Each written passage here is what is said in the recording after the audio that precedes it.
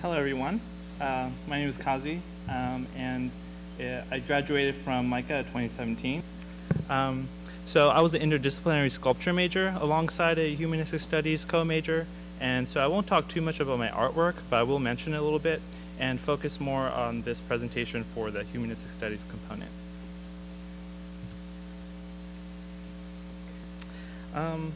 So before I talk about the Humanistic Studies work specifically, I want to go briefly over the relationship between my art thesis and my humanities thesis. And here you're just seeing some segments of the two. They're relatively independent projects, meaning that they were initially driven with slightly different motivations and presented as distinct works.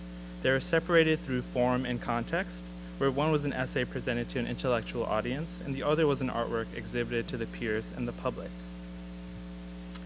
But despite the appearance of coming in the form of two uniquely independent things, in reality, both the essay and the artwork share a common underlying concern. Though they arise from the same ground, I do not think they can ever be considered as constituting a single unified work in itself, since each one fulfills a unique function as different aspects of the same process. Since their origin, they've always been, and will always continue to be, relatively autonomous and open-ended projects that are in constant dialogue with each other, mutually enhancing each other's natures and informing each other's form. My hope is that I transform along with this process as part of an ongoing effort to resolve the contradiction I feel between my mind and my body, between my conceptually imagined understanding of myself and my practically lived embodiment in the world. So my concern is over the discontinuity or contradiction between the operations of the mind and the body, and the consequences that this contradiction entails. The identification and elimination of the cause of this contradiction is the primary motivating principle driving the project. The discontinuity between what we think is ideal in the mind and what we actually put into practice is the root cause of suffering and incoherence. This deep bifurcation or dualistic split of reality into opposed binaries accounts for the cause of past historical trauma and is the source of the present global crisis. So the aim is to understand the genesis and structure of this dualistic split, as well as the consequences of this split, with the goal of developing a means to overcome and resolve this dualistic split and establish a justified state of non-dual unity, which is a form of life beyond class divisions.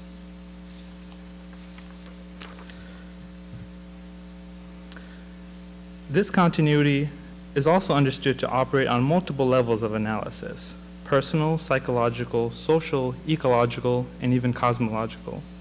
Each level can be entertained independently of the others, but ultimately each level influences all the others, and as such, the single individual is a gateway to the total universe, and vice versa.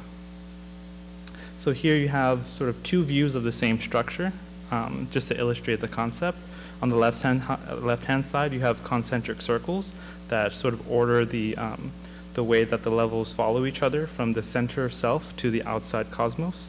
But there's also a sense in which when we move through the process, it's not a linear process from the inside out or the outside in, but there's a sort of contraction and expansion where when you travel through one, you sort of end up back in the same spot and go through all the others. Just an illustration. So instead of deciding on a more restricted topic and adapting my concern to the thesis, I decided to adapt my thesis to the concern.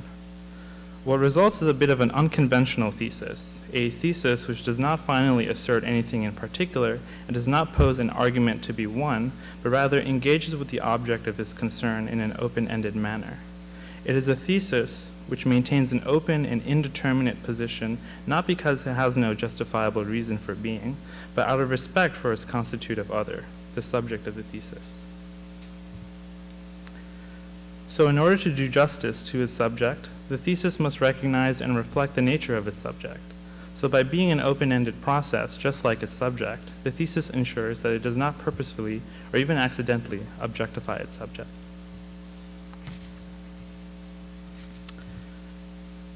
As open-ended processes, both the thesis and its subject are changing over time, starting off separately but becoming inseparably intertwined. The axiological aim, or goal, is to develop a thesis that can become an active participant in the shaping and fulfillment of this very subject in question, by which the aim of the subject and the thesis would harmoniously coincide. So my thesis expresses itself as a kind of open-ended research program, of which my presentation during my graduating semester served as one moment or iteration of the greater program. In my thesis, there are two fundamental components that establish the dual means by which we investigate our subject. There is the philosophical component and the historical component. The philosophical component seeks to establish a consistent and coherent logical method by which to investigate the subject and identify and resolve any contradictions or problems found. It also consists of establishing a general metaphysical or speculative framework through which to interpret any information derived from historical analysis. This component is informed by the middle way school of Buddhist dialectics and the panpsychist process philosophy of Alfred North Whitehead. The historical component considers history through what's called a deep historical lens, which takes into account the unfolding of patterns in cosmic, biotic, and human history, and the continuity between them all. It also consists of a periodizing framework informed by the philosophical component, in which history is characterized by cyclically reoccurring axial revolutions, which are moments of great material and spiritual change whose significance shifts the direction of world history. The historical component is informed by Marxist historical materialism as well as post-Marxist analyses, Karl Jasper's theory of axial revolution, ecological and psychoanalytic feminisms, and energy or power perspectives.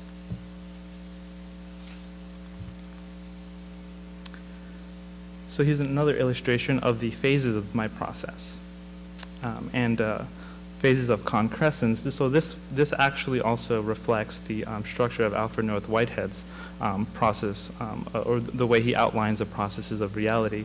And I find that the same structure also applies to the way I work and unfold the process of my own thesis. In the study phase, the logical component and the historical components are usually studied independently to collect relevant information. In the creation phase, each component informs each other to produce new knowledge and understanding. In a presented phase, the two components would constitute different aspects of the same unity, a unity which is offered up for the world to take in. Because this is an open-ended research program and not a closed thesis, it is structured so that it can be cyclically and recursively reproduced, so that the process can unfold potentially indefinitely. So if you look here, once you go through the first initial iteration, whatever becomes presented becomes a part of the world and, in some sense, becomes re-included into the study process. So the thesis is not separate from what it's studying. With new iteration of the process, a greater portion of reality is included in thought. Yet no matter how many iterations, stages, or epochs come to pass, no matter how much of reality we have included in our comprehensive understanding, there's always an element of reality which escapes our conceptual grasp. Then, at that point, we would take that as a sign to set aside our purely theoretical considerations and directly engage with the world in actual practice, becoming a significant part of the reality in question as partners in dialogue. This way, the thesis coincides with the subject, sharing the common underlying concern of mending the discontinuity and class division between the abstract, mental, logical, rational aspect of life and the concrete, embodied, historical, sensual aspect. So, if you're interested in continuing and to follow my project, I have a blog called holopoiesis.com that you can go into and look at my writing, and over time I will start to post some of these iterations as they unfold over time. And because it's an open-ended project, it's not just open-ended for me, but also open for anyone else to become a part of. So hopefully this becomes a process even greater than myself. Thank you.